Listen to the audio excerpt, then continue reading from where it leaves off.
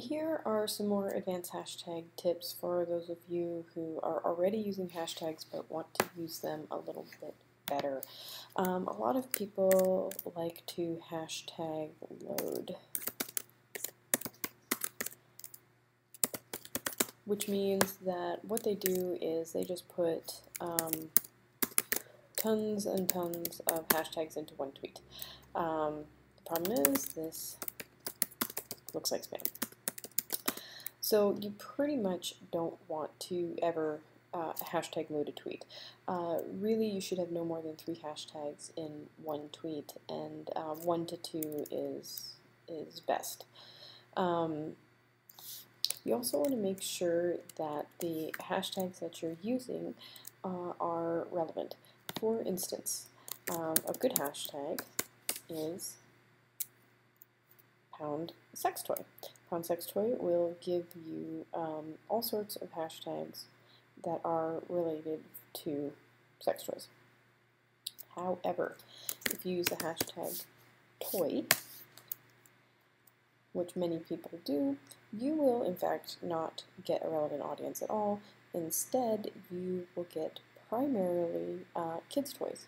And as you can see here in the top photos, so you have a sex toy, and then look, kids' toys, kids, kids, sex, kids.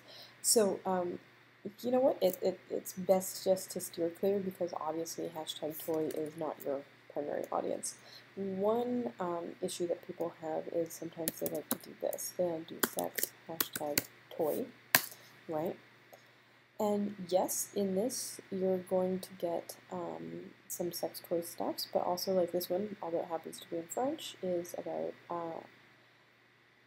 let's see, kids and sex toys, sex toys. So though when you do this direct one, it does pull up things that are very relevant for sex toys, yet again, if you just did a search for toys, you're going to come up with kids. So the best way to make sure that your tweets, your hashtags are relevant is just do a quick search for them and see what's coming up in the search results, and make sure that that's a grouping you want to show up in. Another common mistake that people make is they will add a hyphen. Now if you notice when I did this, the first part, hashtag sex, is hyperlinked, but the second part is not. A hashtag cannot have any dashes,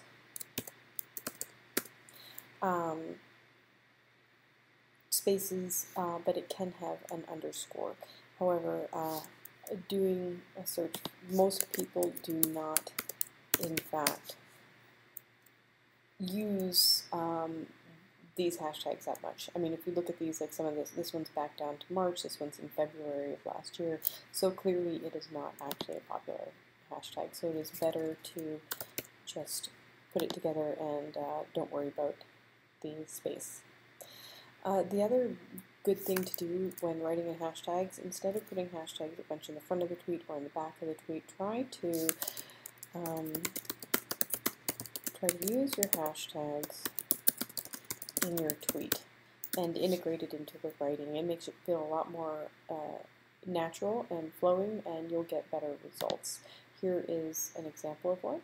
So what every hashtag bikini contest needs is a beautiful hashtag blonde washing car in a bikini and hashtag high heels. It feels less spammy, it feels a lot more organic, and it feels a lot more natural if you just include the hashtags into the tweet itself.